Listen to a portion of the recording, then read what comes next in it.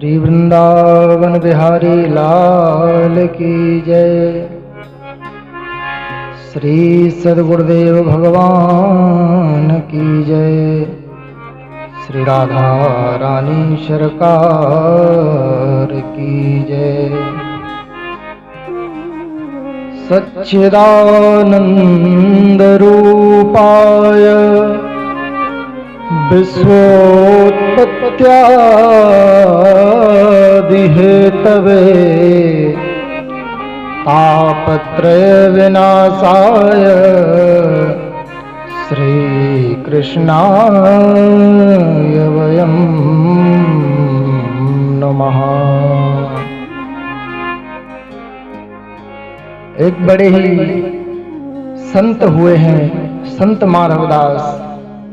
बड़े ही भगवत भक्त नित्य प्रति भिक्षा के लिए जाते हैं और महाराज भगवान की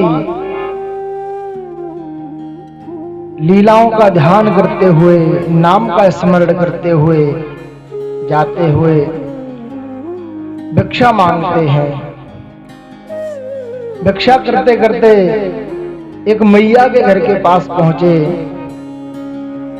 और जैसे ही आवाज लगाई कि मैया भिक्षाम देही, जैसे ही सुना तो मैया खींची हुई रहती थी। क्यों? क्योंकि उसके कोई बालक नहीं था। मतलब उसके तो बालक था, लेकिन उसके बालक के कोई बालक नहीं था। जैसे ही संत ने आवाज लगाई तो महाराज सुना, जैसे ही तो चौका लगा रही थी पोते से, और चौका लगाते हुए महाराज संत की आवाज कान में पड़ी, और जैसे ही कान में आवाज पड़ी तो पोता ला करके संत के मुख पर डाल दिया, फेंक करके मारा।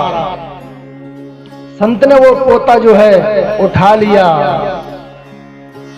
और बड़े ही प्रेम से बोले कि संत माधवदास भी उत्तर इसी का देगा, और पोता जो तूने दिया है तो जा पोता तुझे मिलेगा।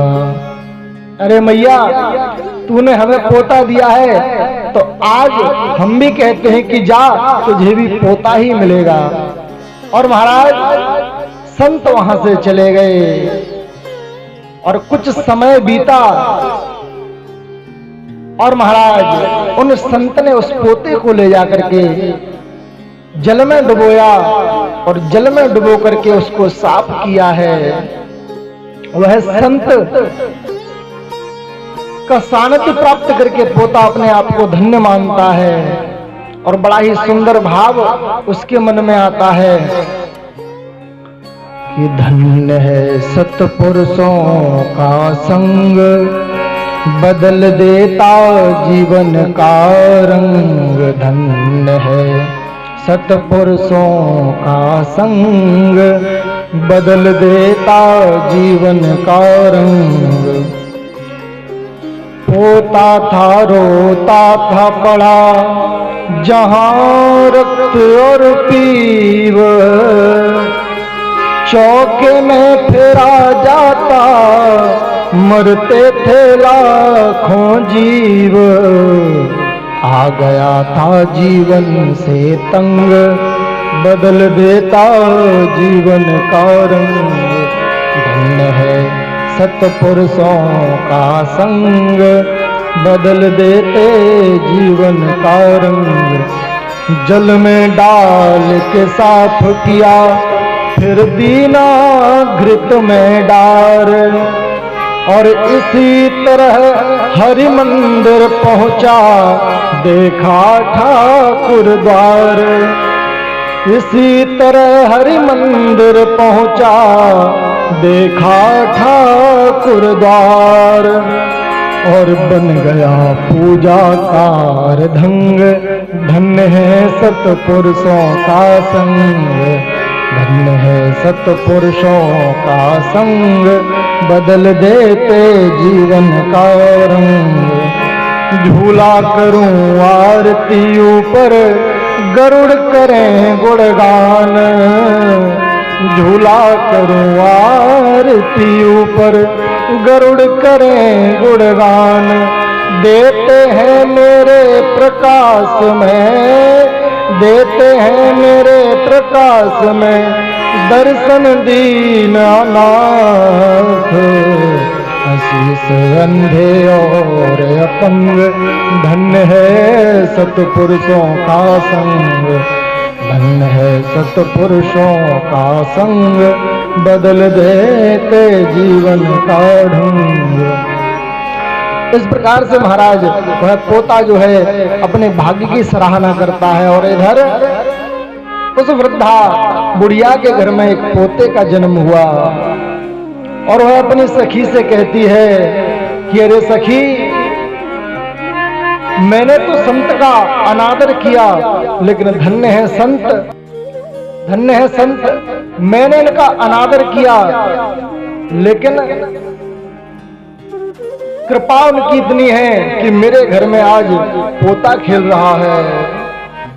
और कहती है कि पोता दियो न प्रेम सो,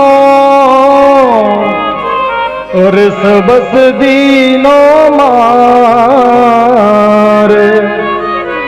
ऐसे पुण्यन सो सखी, मेरे पोता खेलत द्वार।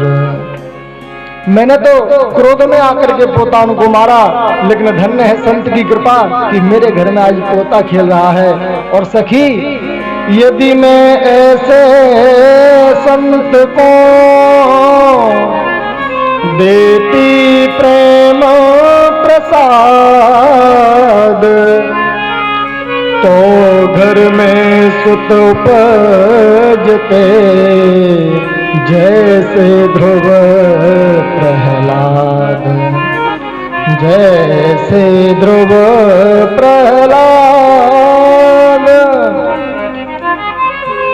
तो संत की करुणा की बड़ी महिमा है। हम अपना मन ऐसे तो पवित्र नहीं कर सकते, क्योंकि ये मन बड़ा मलिन है। कबीरदास जी कहते हैं कि कबीरा यह मन मलिन है, धोई न छूटे रंग। के छूटे हरि भजन सो, के संतन के संग। तो संतों की बड़ी महिमा है, इसलिए संत बड़े ही पवित्र और सरल होते हैं।